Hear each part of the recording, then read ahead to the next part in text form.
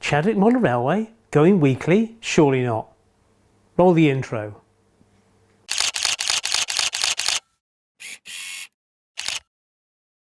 Yes, it's true. I'm trying to go weekly now, so you get twice as much of me. It's not necessarily such a good thing, is it? But there we go. Yes, I'm going to try and push out a video every Friday at 12 o'clock rather than every fortnight. So we'll see how it goes. And can I pay particular thanks to my patrons who, with their support, make this not necessarily possible, but practical. It does help me sort of spare the time, and if you would like to become a patron, then I would really appreciate it, and there should be a link here to do that. And it's only it's only $2 or $5 a month. If you're a $5 a month kind of guy, then you get my videos a day or two early, and if you're a $2 guy, then you just get the joy of knowing you're helping me. Right, on with the video. In the last video I laid these 4 tracks, and popping on a passenger set with 7 coaches, it kind of shows where the platforms kind of run out. But one main problem I've come across now is to redefine this area of the end baseboard. And the problem at this end is the fact that this is, like a lot of this layout, a recycled board. It's 12mm chipboard, but here it's only 12 inches or 30 centimeters from the wall, which doesn't really give me much area. So what I thought I would do is replace it with a board the same width as the main boards, which are 30 inches, which is about 76 centimeters.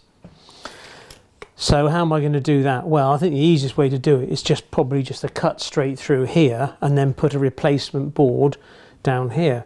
This track will have to go anyway because it's never going to be exactly in the right place. And these 4 lines coming from the station will sweep around here as a 4 set rather than going down to 4 to 3 to 2, which it does currently. So I think that's the best thing to do. So I shall whip out this board and trim this edge off. If you're thinking of reusing points, then obviously you need to take them out very carefully, and mine have a red and a black cable here, and obviously the green cable there to the frog.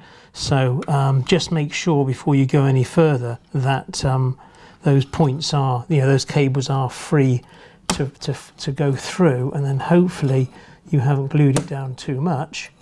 And then take care here where this frog cable is, because the last thing you want to do is rip out that cable. So hopefully if I can tease this way a little bit, let's loosen the other one off as well, and then pull this out, and then hopefully the green frog cable will come with it. There we are. So hopefully get a quick check on there, it should be reusable, and then the same for this one.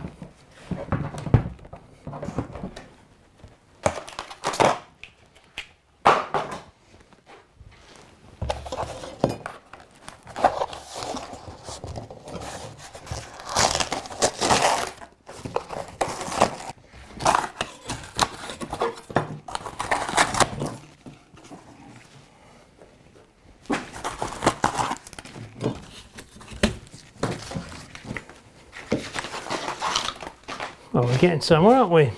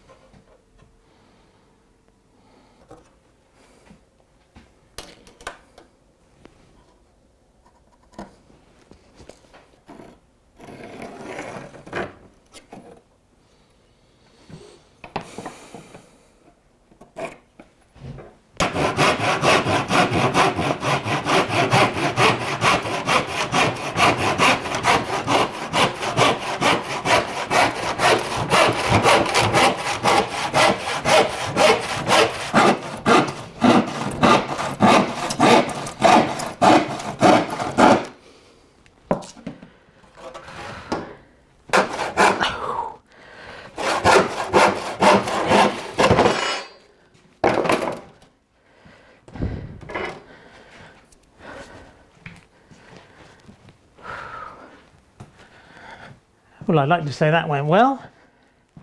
Wouldn't quite be the truth, of course, would it?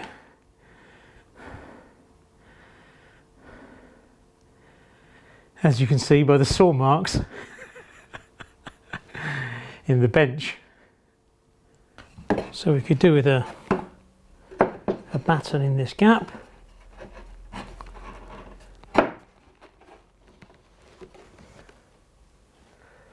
Screws.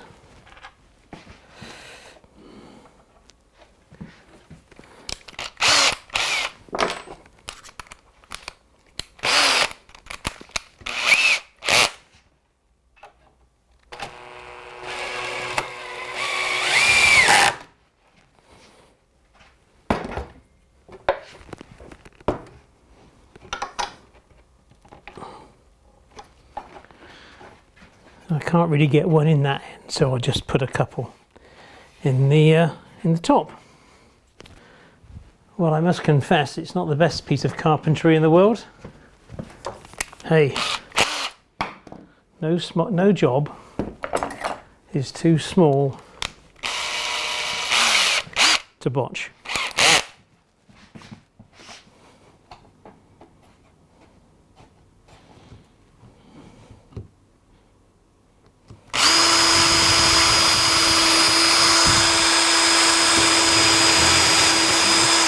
I'm just putting a countersink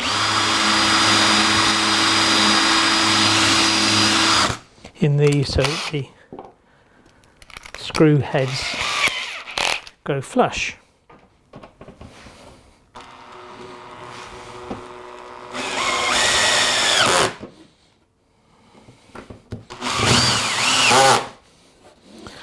There we go. What a job. I just need to clean all this off then, and then we'll be ready to plan the 4 tracks going through there. Beautiful.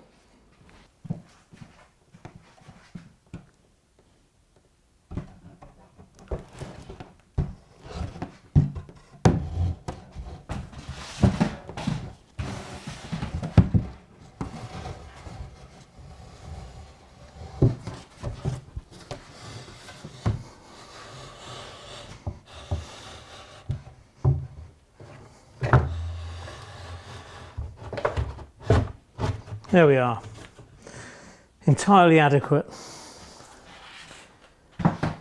So I'll bolt this back in, and then hopefully we'll be good to go. It wasn't such a bad join along there. It's not a work of art that I would sign, but there we go. But the modifications to that board took place a couple of days ago, and in the meantime I've been down to B&Q, which, if you didn't know, stands for block and quail. God, I'm full of it. And from there I bought a sort of a 4 foot by 8 foot sheet of 12mm ply, but at the larger stores you can get them to do something like 7 cuts for free. So I obviously measured the gap from this board to this one out to 30 inches and got that all cut up ready to go, and also the offcuts, as it were, I got those cut at 30 inches where I could, just so they might come in useful in the future, which they did. And here is one of those offcuts which I've turned up into a board. And for those who'd like to know the details, the frame I've used to be known as the old Tuber 1 planed, but it's actually, in new money, it's 44mm by 18mm, and it comes 2400 millimeters long. So it's 2.4 meters long, 18 by 44 deep. And like I say, it used to be known as sort of Tuber 1 planed, and it does okay. It just keeps the rigidity of the board. It's good to go. And you've obviously seen me with that other on this board here when I did that drilling earlier, and I pre-drill the holes with a 3mm wood drill, and all the screws in here are size 8 1 3/4. So they're quite a beefy old screw, so you definitely do need to pre-drill them first.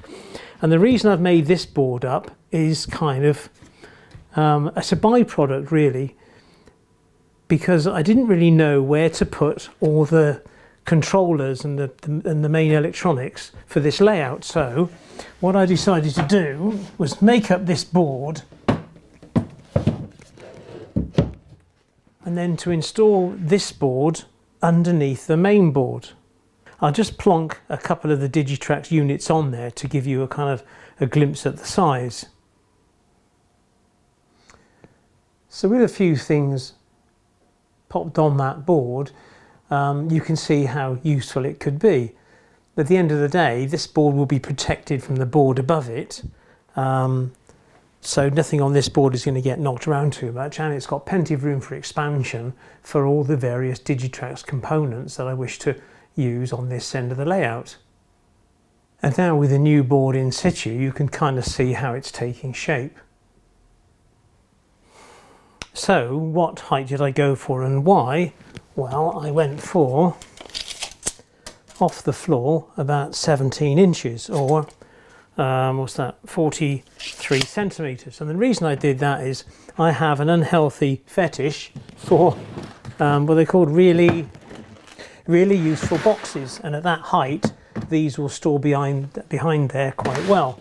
And I think you can get two, yeah, I could get two behind there.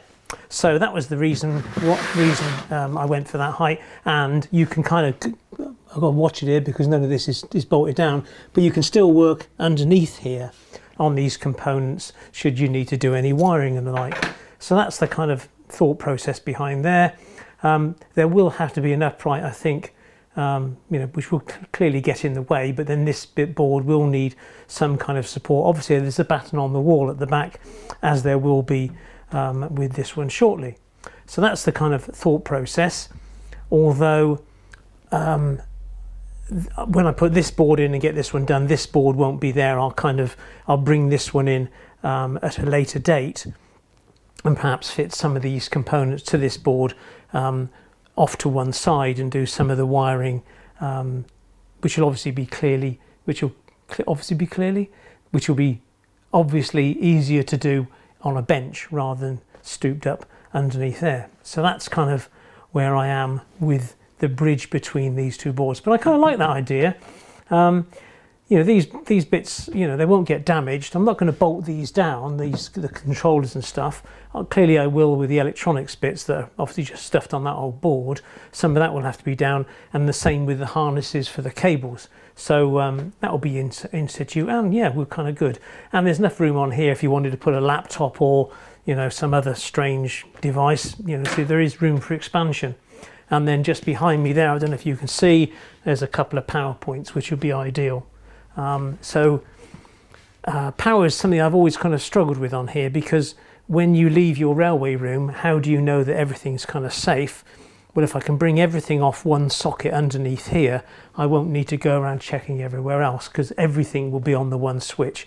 It would be nice to have a breaker for the whole unit, but I can't really figure that out now. I mean, I can't rewire this room.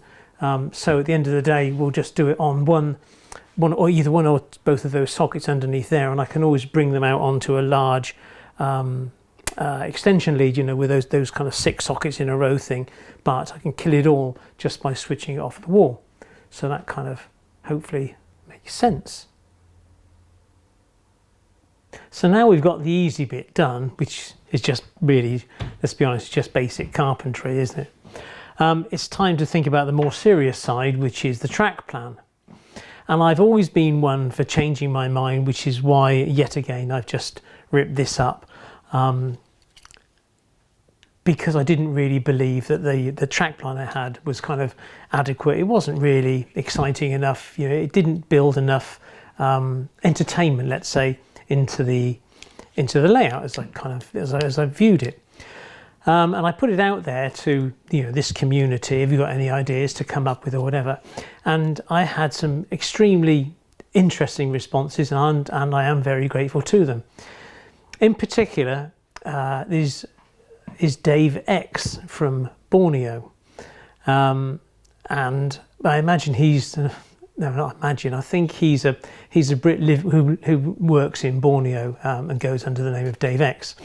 Anyway, hopefully you can see now these two PDFs up in front of us, and The track plan to the top of the screen is identical, but what he's done is he's changed the high level branch line station, and I must admit the one that he refers to with Barnstable I think is absolutely astounding, and I may have to shrink the width of it slightly, but I think that is something that I would really like to use. Regarding the rest of the track plan, unfortunately for Dave, I changed my mind slightly, in as much as I get this little feeling that I could add one more track, and I'll try and explain to you now how I envisage that to take shape. So here is the revised idea. If I were to use a piece of fourth radius curve, and I think Hornby is the only one that makes the double size, I could slip that all the way around the back out of sight, behind the buildings that would go here, and have a kind of a wall type embankment around there. Here's where the incline comes up that will go all the way around out to the branch line station. Now, if I just use these aren't the real ones, okay? But if I just plonk those in, you can see the kind of effect that I'm after. This will be a single track bridge. I have it, but I haven't made it up yet. And it will continue to rise, and then the branch line will then go up, as you saw in those pictures, above the fiddle yard. So the fiddle yard will remain completely hidden. I won't really be able to fiddle it, if that makes sense, because it'd be hard to get your hands in there. So it'd be more of a storage system. And hopefully it'll be between 10 and 12 tracks wide. So it's a substantial yard. So my idea is that these 4 tracks would then go underneath here, and then around, excuse me, I'll turn my back on you, and then out around this way. This would cross over, and then there'd be a town scene over on this area. But what I thought would make it a little more interesting was if I brought through a tunnel mouth here a small terminus platform to go up there, which could hold a kind of 3-car DMU. So all you would see is the tunnel mouth, because this would here would be an embankment, a tunnel mouth. So a small DMU would come into the station, terminate, then turn around, and then disappear back out. And you'd never see it again, because it would go there on a shuttle straight back to the fiddle yard.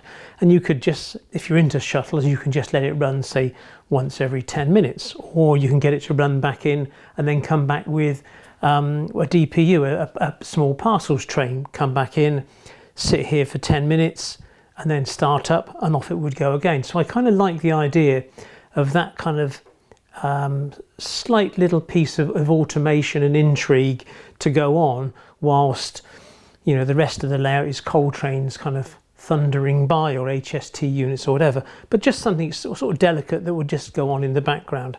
So that's my thought process there. And it would just be, you know, a corner of fourth radius curve. So there are no kinks. So it's, what would you say, engineering wise, it's kind of perfect, because I'm not going to be able to get my hands in there that easily to put back derailments, that kind of thing. And it might be that I would have to cut out a section of this board so that if there is a major problem, I can actually get under there and get my hands in. So that's kind of what I'm thinking about.